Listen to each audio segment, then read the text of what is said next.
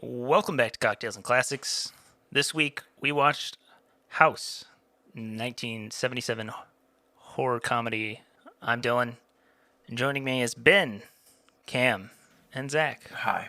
To kick things off and get everybody in the right mood, we're gonna go to this week's cocktail, which is it's not really an original. It's semi-inspired by Jackson Tucker on YouTube. He has a Hasu Negroni, which he was inspired by the film. His is got specific ingredients to it, so it's 1 ounce of Campari, 1 ounce of Mancino Sakura Vermouth, and then 1 ounce of Roku gin, which is like a Japanese gin, and then a ½ ounce of watermelon juice. I, instead of using those specific ingredients, just made a regular Campari, but infused sweet vermouth with watermelon using Death and Company's strategy that they use. They literally just blend. Their ratio is 10 chunks of 1-inch watermelon to 750 milliliters of sweet or dry vermouth. So if you want to make it at home, you can make it. I tried to make a Manhattan, and the rye just completely overpowered any bit of watermelon there was. So this definitely get more of the watermelon flavor within it, even though Campari is a very strong flavor and you love it or you hate it. It's very bitter. I enjoy it, but I like Negronis, so it's not too far off from the original. I thought the drink was pretty good. So I actually had some watermelon left over in the fridge and threw that into a glass and just muddled the hell out of it with this spoon that I have that's bent at a funny angle for some reason.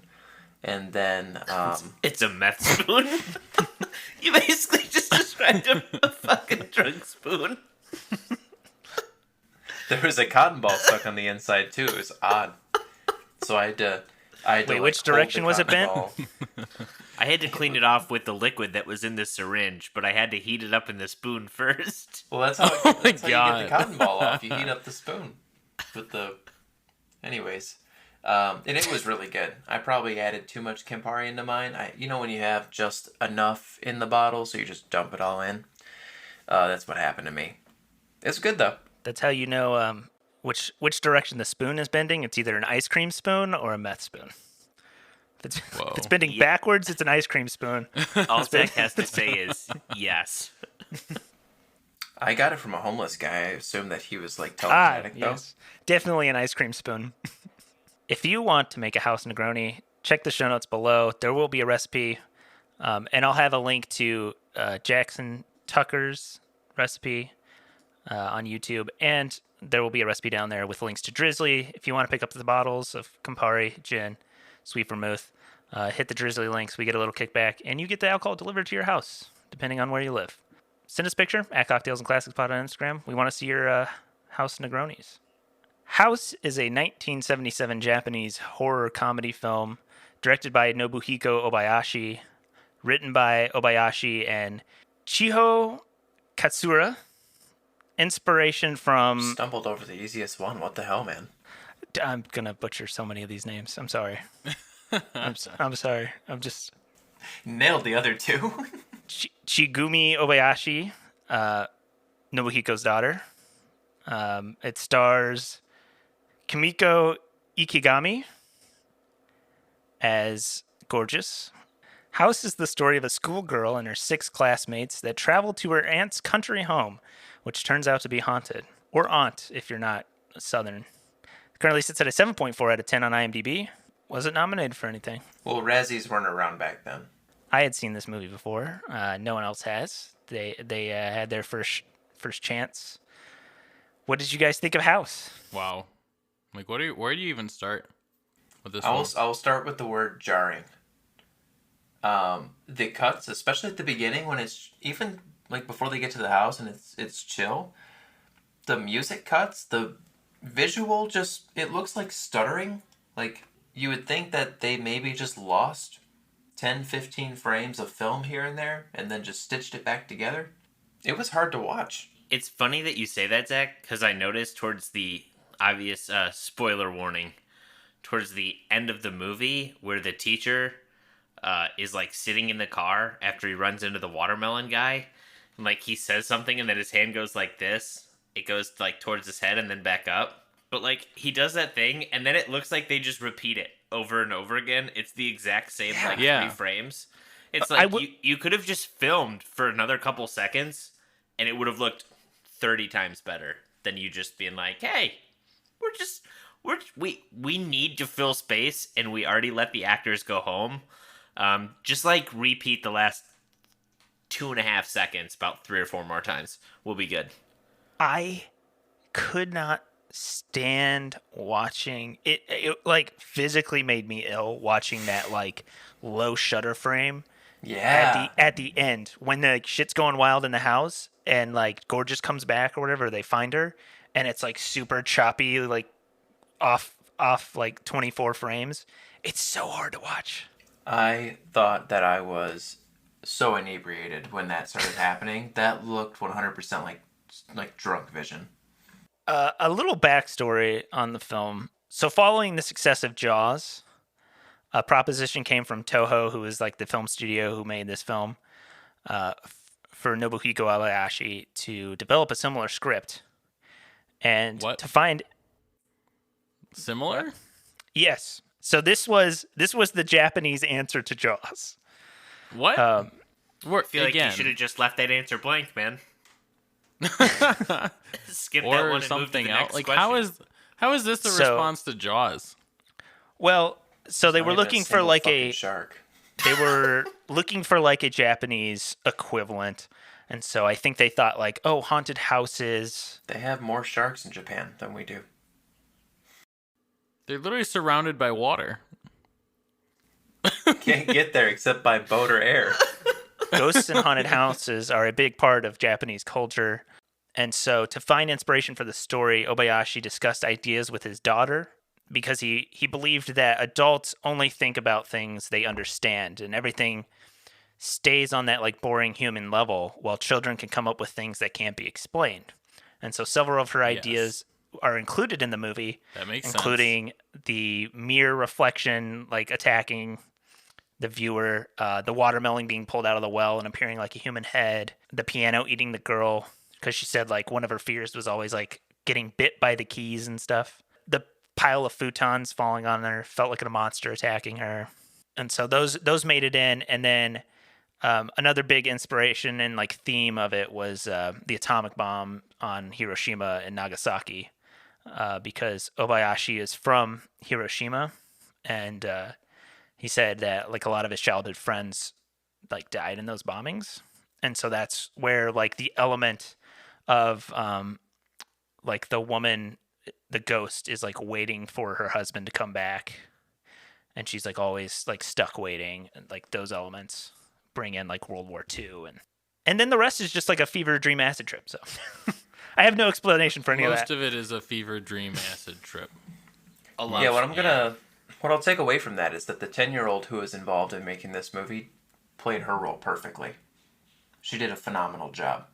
I think all the adults are the ones that severely fucked up. I think the beauty of this film is that it is very childlike in almost every aspect of it. It's just Michael Bay-esque, where like shit is just always being thrown at you. Like the fears and like the cartoonish effects they're not like believable, but it's all just like a child's like nightmare. Yes. And also it was very bad. In my opinion. It was awful. There was no point at watching this did I think, that was neat. Or like, oh, that was cool. Or like, wow, I'm glad we're watching this movie this week. I'll be honest, this movie had little redeeming qualities for me. I was finishing the movie before we recorded, and my wife walked in and said, "It sounds like you're listening to bad porn."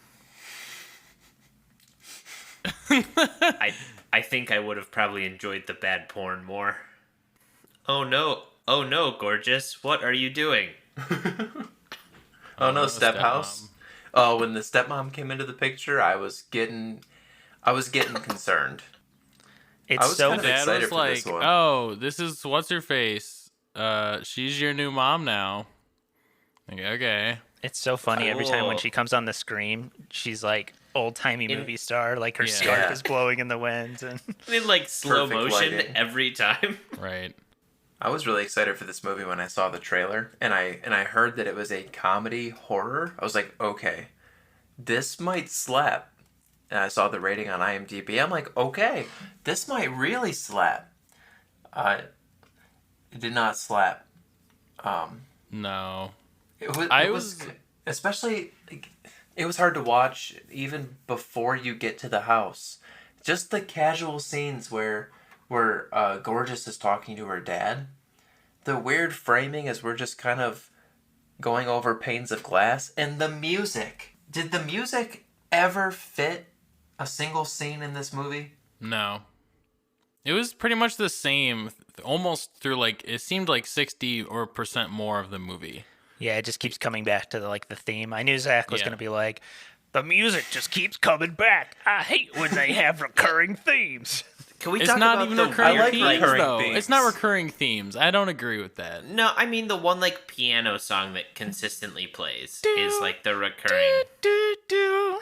Right, but Yeah. it doesn't coincide But with when I anything. was It's just kind of like A there. young boy.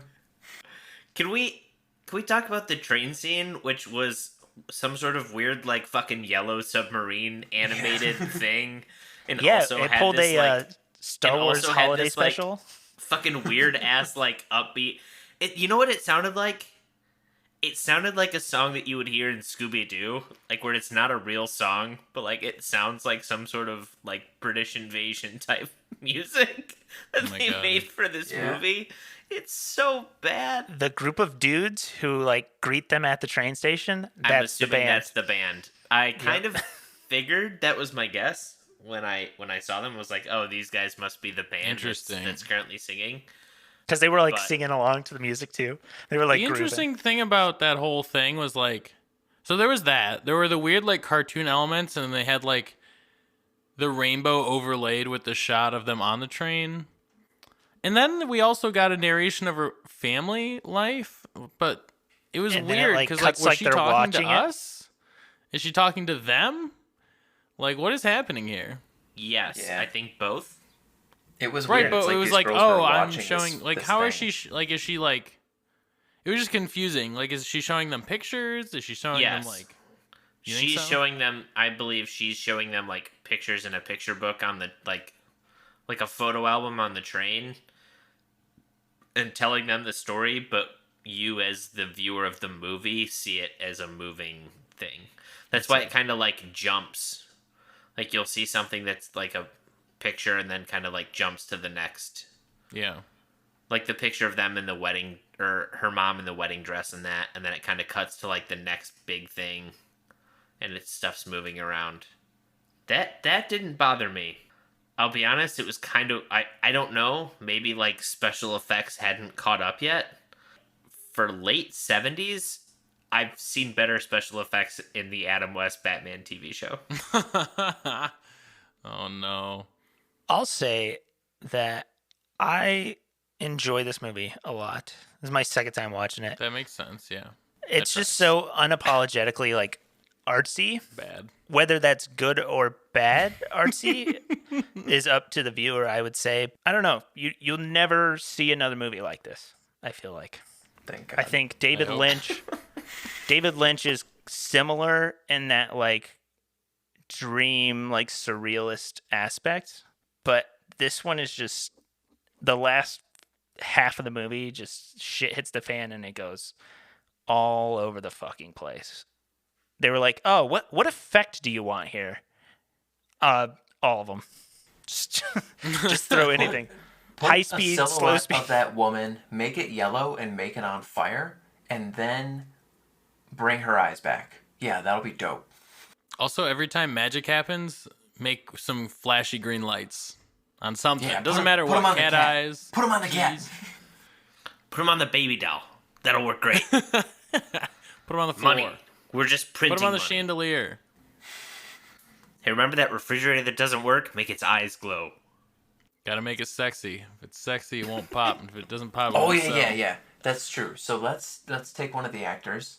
Let's strip her nude, put her in a tub, and then we'll go like all ring on her ass. There'll be a bunch of like hair that crawls up on her, and then slowly recedes. And then that scene will start a stretch of 15 minutes where all this obvious paranormal shit happens, but every character is going to say the same exact line. Must be an illusion. Might be. But okay, fantasy, you're making things up again. It makes sense Telling because lies like again, fantasy. you know, well, Gorgeous is like looking and she's seeing all this stuff in the reflection while she's doing her makeup. But I mean, come on, how can mirrors be real if our eyes aren't? That's a good point. Thank you so much. Shit. Jaden got us. That quote makes more sense than most of this movie. Did anybody laugh while watching the movie? I laughed after. I definitely laughed after. I was in just like constant disbelief the entire time. I don't know if I laughed at any. There might have been a couple points where it was ridiculous, like the floating head biting that woman's butt. Yeah. The lady's severed legs kicking the cat, destroying it. Yeah, that was weird. It's like stuff that I laugh about now, but when the head came out of the well and like bit the woman's ass, and then it also does this weird like just turn to the side and kind of nuzzles her head for a bit. I didn't laugh then. It was like, what the fuck is this? That's fair, yeah. It's kind of what I enjoyed about this movie is just that it's constantly like you don't know what to expect next. Memorable scenes, obviously, it's got to be the piano. Yeah, when the girl like, oh, it ate my fingers. Ha ha ha ha ha, And it then ate my just fingers. Eats her, and then she, like, her head is, like, silhouetted into frame, and she's like, how naughty.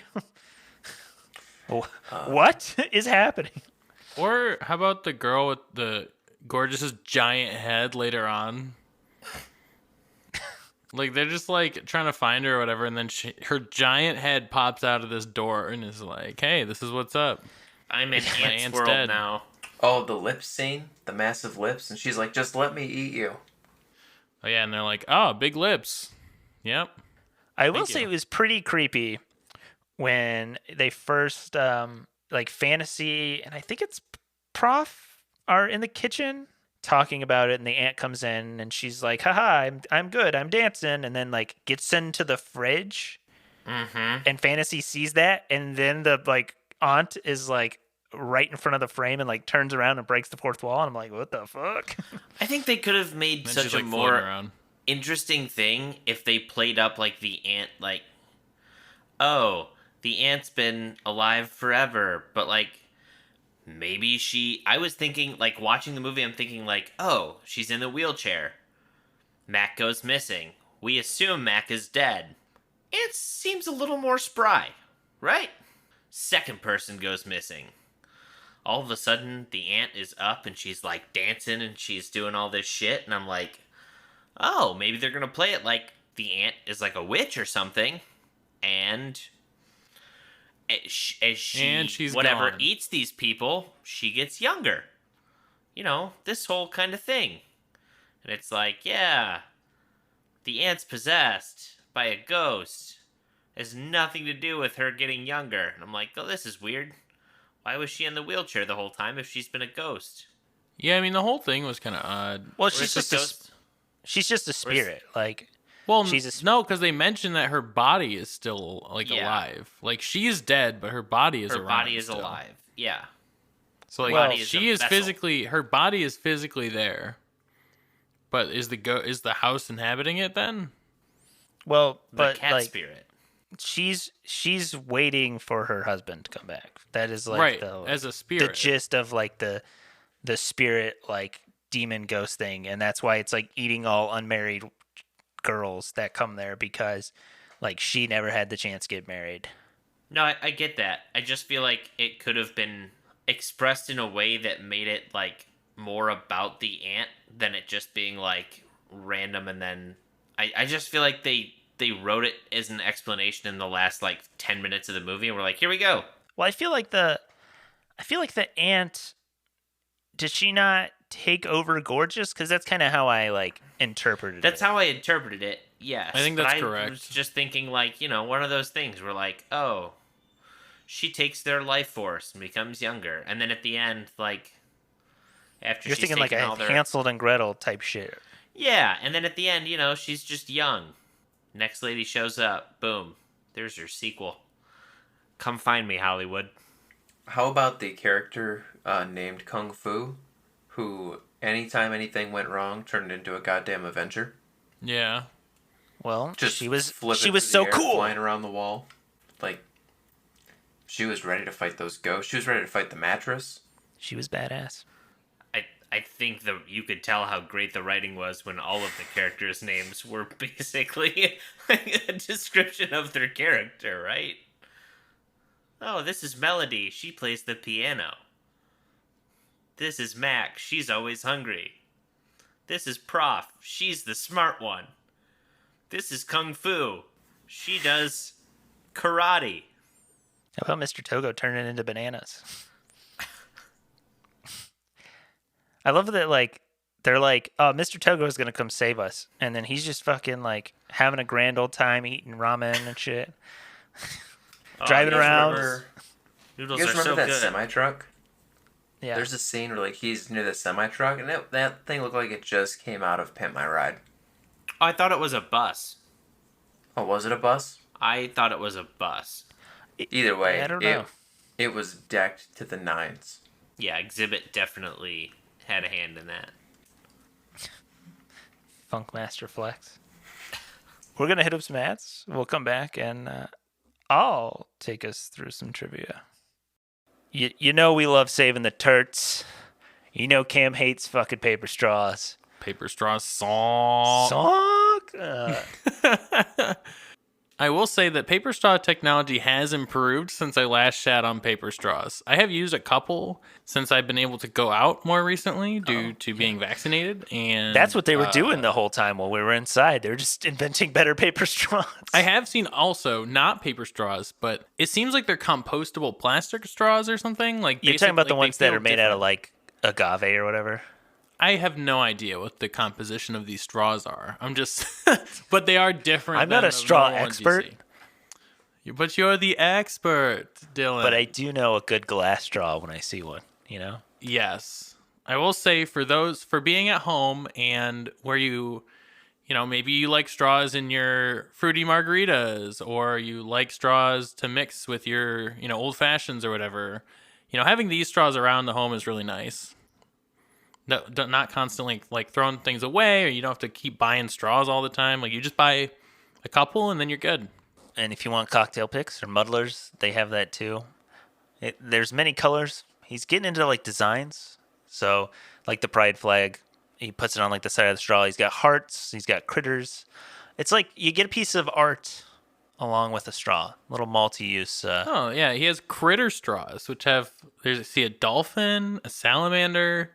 That salamander looks intricate. That is impressive. Grab some glass straws from Surfside Sips. Use promo code cocktails and classics spelled out for 20% off. We get a little kickback from that, and you get to save some money on some glass straws, and they should last you a long time. Dishwasher safe.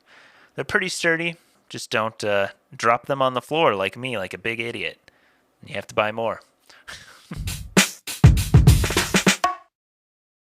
A little bit of a tradition around here is Zach takes over, puts us through a trivia quiz, but I'll be leading us this week. It feels weird being on the other side of the trivia, but maybe Zach can get his first win. No. I refuse.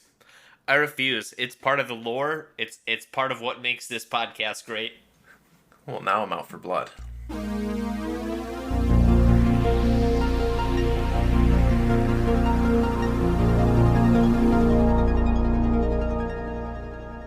So, question number 1. In the Criterion Blu-ray special features, Hey, Ôbayashi is interviewed about the film and mentions that he essentially made the film with his friends. At one moment, he tears up, telling the story of how he inadvertently befriended the lighting crew on the first day of the shoot. He would joke with the crew, and at one point, he called to one of the lighting techs by name, saying something like, "Be careful, don't fall now." Later that day, he lost something. When shooting had wrapped for the day, and his crew were preparing to toast a successful first day, he noticed the lighting crew was missing. He worried he may have actually offended them, and the rest of the shoot would be very tense. But they arrived late, and the lighting tech he had called by name produced the missing item. He told Ôbayashi that to the day, no one at Toho had ever addressed him by his name, and that he promised himself to find it if it took all night. What was that missing item? Was it A, Ôbayashi's lucky 1955 first minting 1 yen piece? B, the screw to his glasses, which caused a lens to fall out? C, a drawing by Ôbayashi's daughter that he brought to set for inspiration? Or D, the backing to his earring that his wife gifted him? Wow, Jeez. 4 possible choices? Oh, man. I wanted to make it a little spicy this episode, so... The 1955 one seems really obscure. I don't... Also, in what world does a screw coming loose from glasses make a lens fall out?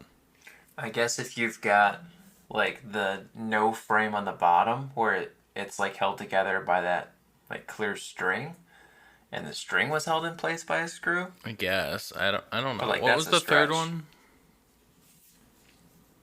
The drawing. Okay.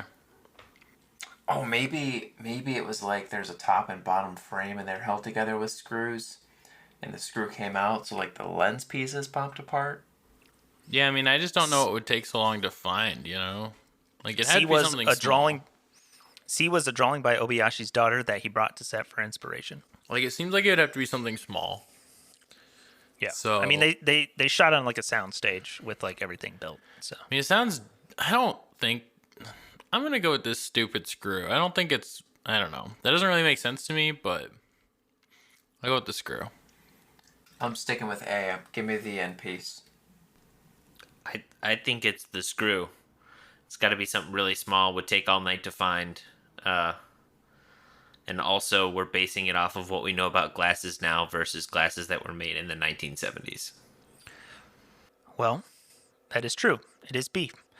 He lost the screw to his glasses, and the lighting technician looked and found it because Ôbayashi had called him by his name and recognized him. Yes, the Lil Nas X move. And he called- walked around all called day him on by his set with name. only one lens on for the day of the shoot, and then the lighting technician found his screw forms. I'd So like he to wouldn't know have which walk part of around. the movie was shot that day, and whether or not it was the better part, or if he should have kept the one glass, or... Probably the scenes at the apartment with all the close-up panes of glass. That is a tie between Ben and Cam with 1 point apiece. Question number 2: the piano attack scene, probably the one of the most famous scenes from this film, and is directly referenced in what classic Japanese video game? A. Silent Hill, B. Pokemon, C. Super Mario, or D. Resident Evil? Silent Hill. You just gonna go all A, Zach? Well, I don't remember You said in a video game. I can't think of a Pokemon game where somebody would have got attacked by a piano. Resident Evil, I guess. I mean, I think it's A or D. But Silent Hill is like a horror video game, so I'm going to go A. It might be the bait guess, but I'm going to also say Silent Hill. Yeah, it's either bait or that's the completely logical answer. And I feel like I got baited on the last one by not going with the logical answer. Well, we all know Dylan. He's a masturbator. That's true. You got him. It's that type of high-quality content you miss when I'm away for 2 weeks. You know what it It's is? real I don't know if we had a highbrow. single jerk-off joke the entire 2 weeks you were gone. The show got really clean when Ben left. It was weird. We were doing straight, family-friendly comedy. I'm going to say Resident Evil, because I Alright. dare to be different. So, is that 2 Silent Hills and a Resident Evil? Well, the Mad Piano is a piano appearing in Super Mario 64 and Super Mario 64 DS. It looks normal at first, but when the player approaches the instrument, it begins to open and close its lid. Revealing I sharp love teeth. that game. The Mad Piano then proceeds to chase and attack the player while I making don't know sounds like about it's that. hitting the keys. Hang on, you said Super Mario. I You also say Super Mario 64. okay, but I also was We'll let just it referencing slide. We'll let it franchises. slide. But okay, Yeah. all right. He did say Yeah. franchise. He did say franchise. Alright. Well, whatever. Game's rigged. So that Art is a leaves lie. Nothing is Cam real. and Ben tied at 1, Zach at 0. You suck. In a review for Slant magazine, Chuck Bowen gave the film 3 out of 4 stars, describing the movie as what?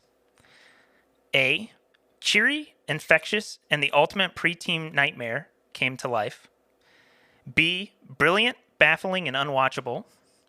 C. Insanely entertaining, outrageously stylized, and the worst thing to come out of Japan since the Takata airbag recall. Oh my god. Or D. Delirious, deranged, capping it off with thanks, I hate it. A. See, I think all these are actually real reviews. I just don't know which one it says. I'm gonna do the one that says it's literally unwatchable. I think that was B. Oh, that was my thought too. Well, you're wrong, because that's A.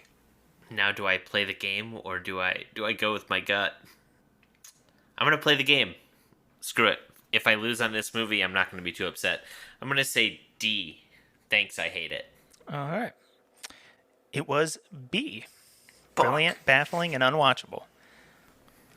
He said You're saying it wasn't A for any of them. it was not A on any of them. He said It that actually was supposed to be A. Dylan changed which answer was which, just to fuck with you. Cam wins with Nice. 2 points. Thanks for playing. 2 points. Zach, sorry you couldn't get a dub. Maybe next time. Maybe Got in like swept. two Will be months when sweeping. you maybe get to not host a trivia. The other questions, if you want to hear them. House was first released on July 30th, 1977 in Japan, where it was distributed by Toho. It was originally released as a double feature with a romance film, Pure Hearts and Mud. Toho did not expect House to be successful, but the film became a commercial hit, becoming successfully popular with a youth audience. But the film did not make it to the West immediately. So what year did House premiere in the West? 79, 89, 79. 99, or 2009? I think this is 09. 79. 89. This is A. It is 09. Shortly after the release of House, director Nobuhiko Ôbayashi It's A. pitched a script idea for what famous Japanese franchise? A. It's Godzilla, A. B. Junon the Grudge, C. Astro Boy, or D. Ringu the Ring? All right, this one I would have got. This one's Godzilla because Toho made all the old Godzilla movies. I have no idea. D maybe? I'm going to say Astro Boy, because... It was Godzilla. Shortly after the release of this film, he proposed a story for what would have been the 16th Godzilla film. Had it been made, it would have used the same crew, and Godigo would have once again provided the music. The story was a little girl, Momo, who discovers the dead body of Godzilla. After being dissected, Godzilla is revealed to be a pregnant female alien named Roseanne, who died of diabetes. The brain of the dead Roseanne instructs the humans that she must return with her unborn son to the planet of Godzilla, and so her body is converted into a spaceship. The newborn child would be reunited with its father, and they would have fought a female monster that shot fire from her breasts. Ultimately, this project was discarded by Toho and was instead released as a short story in the Japanese edition of Starlog magazine. Wow. I mean, rightfully so. Good call by Toho. That sounds terrible. That might make less sense than this movie, and that's shocking. That truly Godzilla is is Called, pregnant. get this, Godzilla in Space. Not that the first 15 Godzilla movies were like masterpieces, but that is rough. That's really bad. That sounds bad. Also, the alien's name is Roseanne? Rozan. Okay, when Roseanne. was he pitching this movie? I'm just trying to figure out if Roseanne Barr was a thing by now. No, I mean, 77. That was like just after this. So he predicted the future. Are you calling Roseanne Barr a monster that shot fire from her breasts? No. I'm wait. just calling her no, the first part. end. I don't think Roseanne in the movie was the person who shot fire, right? I don't know. Okay. It's just a monster that the son and father Godzilla fight. Daddy Godzilla. Okay. All right. Godzilla. Daddy Z. We have So a wait, winner. was it supposed to be? Was the son going to be Godzuki? Is that where Godzuki came from? I don't Anybody know. ever watch the old Godzilla cartoons? No. Oh, you guys are missing out. I feel bad. I've seen this movie. The others haven't. So I have some nostalgia coming in. I'll give you an updated review, but first, the newbies, the fresh reviews. Cam, what did you think? Let's hit me with it. Yeah, this one was bad. Just like, I didn't like it. It was super weird, made no sense. I get that it was intentionally, like the effects were intentionally bad, but they did not make me like it. I feel like when you set out to make something bad, it kind of takes some of the magic away from it. Like The Room I enjoy because they didn't try to make, he wanted to make a really good movie and it turned out to be a really bad movie. I mean, he didn't try to make this movie bad, but Okay, but what I'm saying is like some of the things, some of the elements in there like are there intentionally. Like I said, Yeah, like the cartoonish the effects and bad visual effects were intentional. And like, I don't know. I'm not saying he set out to make a bad movie. I'm just saying like I don't think that this movie is good for a fair amount of reasons. And so I'm going to give it a 2 out of 10. I think it's bad. I wouldn't recommend anybody watch it. Not even for Shigs. Like, I don't know. Yeah. Ladies and gents, we have to break new ground for this movie. Oh, this movie gets a 0 out of 10. I'm not even going to give them credit for making something. You should never have made this. Oh, this was so bad. The little girl, honestly, she's like 50 or 60 at this point, right? She can take it. She had an all right plan. Like, these are things that scares a 10-year-old, and that's fine. All of the adults and all of the drugs they did to come up with this pile of horse shit need to be put in timeout. I didn't enjoy any second of watching this. And as soon as I finished it, I thought about all the shitty movies we've seen. Your food fights, your Star Wars Christmas specials, and I enjoyed those more than I enjoyed this one. 0 out of 10. I don't think you've given a 0, right? Up to this point, I hadn't given a 0 and I hadn't given a half score. I considered a 0.5. But this one gets a 0. That's amazing considering the caliber of movies that have gotten 1s and 0s from people He here. gave Hubie Halloween like a 9. No, that's not I true. gave Hubie Halloween like a 4. That's And not true. Oh, But- I know. I'm joking. But no, I mean, Halloween like you said, was like the Star Wars amazing. Christmas special, Food Fight, Birdemic, those did not test your 1 or above rating scale. But this one broke it. This Wow. hurt.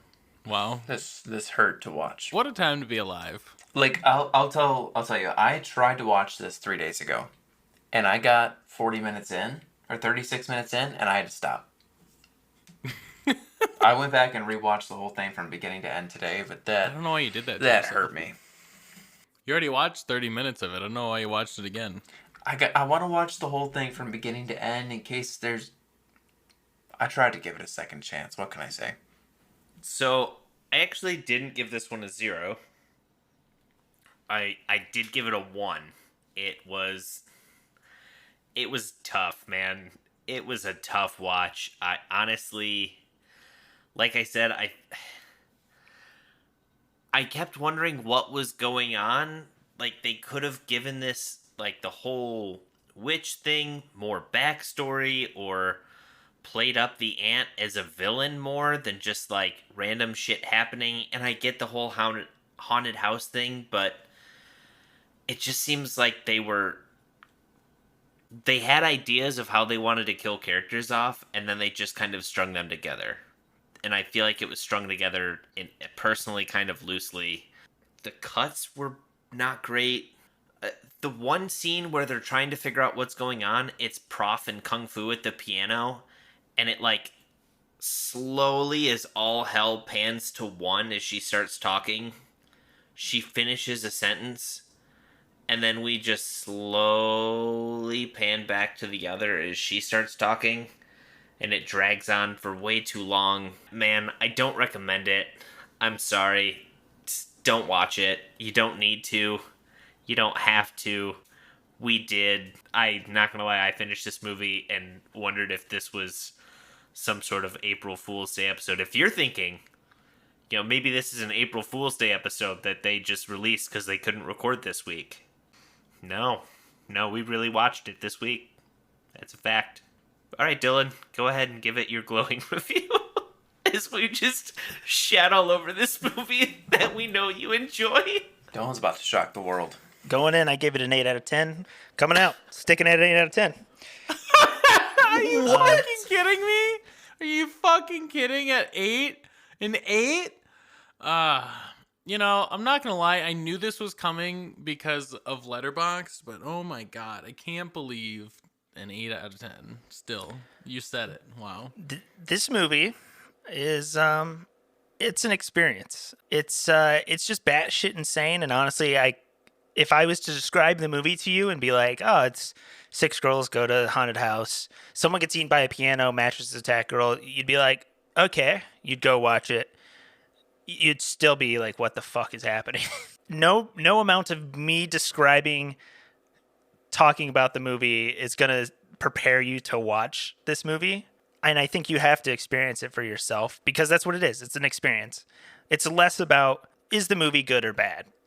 I think it's more about how it makes you feel, the experience, and if it sits with you. And this movie really sat with me the first time I watched it, and this time it even sits with me again.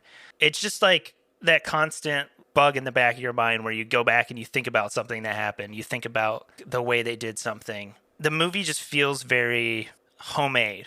It feels like this is a labor of love from Ôbayashi. He did the effects. He knew what he wanted to do. Some stuff didn't turn out the way he wanted to, but you can't really go back and reshoot it. The plot or lack thereof isn't really what I'm here for. It's just crazy, and the wild things that happen you don't expect. It's so nonsensical, and that fits with what he was trying to do. He was trying to make a scary movie to scare kids for the younger audience, inspired by what his daughter had given him, like thoughts and ideas, and that fits that. I think if you showed this to a kid, they'd fucking be scared. I think you go to jail for something like that. And it's it's just like a pure acid trip, without needing to take any substances. It's an acid trip, and I highly recommend it at least once, giving it a shot. And it's funny because I've been watching like some of the Criterion collection. They have like a closet of all their videos, and they'll get like Bill Hader. They've gotten the Safdie brothers. They get like kind of big people and like indie films and film in general. And they come in and they make picks out of the collection that they have. And everyone comes in, takes House off the shelf and be like, this movie is fucking wild. You need to watch it. Like puts it in their bag. And that's what I think. It's an experience, and I think you need to watch it. And you can shit on it after, or you can love it after. But there's not another movie like it, except for the 2000s drama series House. I don't know how similar they really are. This is easily one of the most unique movies I've ever crotchety seen. old person keeps constantly berating young people. Sounds like the same plot to me. Both are the result of copious amounts of drugs, I guess. Although, in the show, he's the one using them.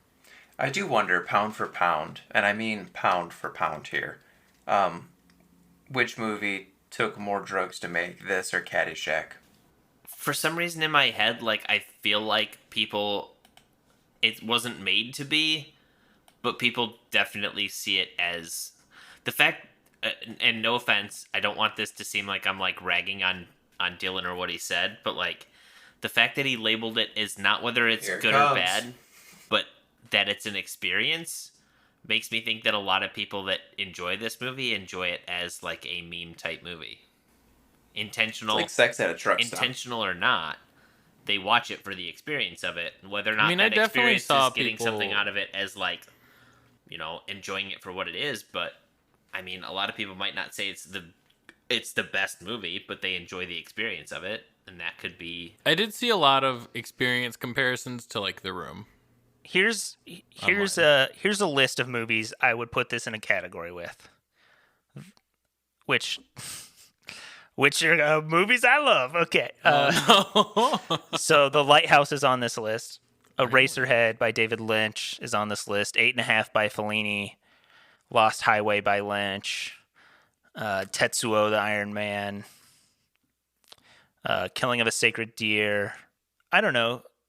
I feel like this movie and some of the ones on this list are ones where we could all watch it together and come out of it with a different opinion. And that's kind of what I like about it. I don't know. We all watch whatever. Indiana Jones. We all enjoyed Indiana Jones. We're like, yeah, that's a good movie. It might not be the best movie we've ever seen, but it was fun and it was enjoyable. It was good.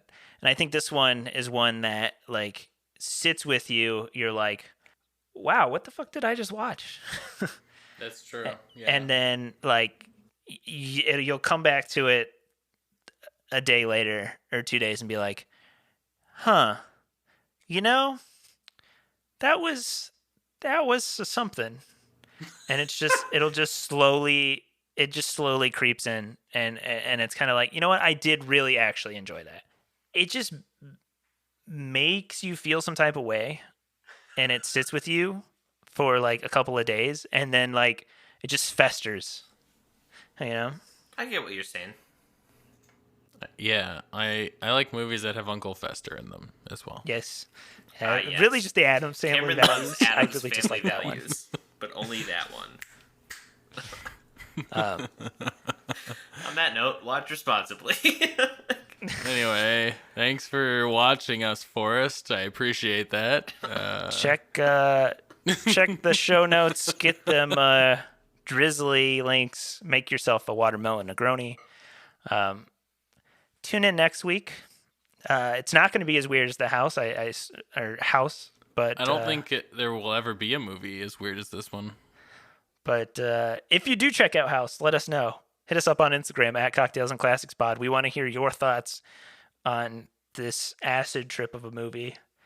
And as always, watch responsibly.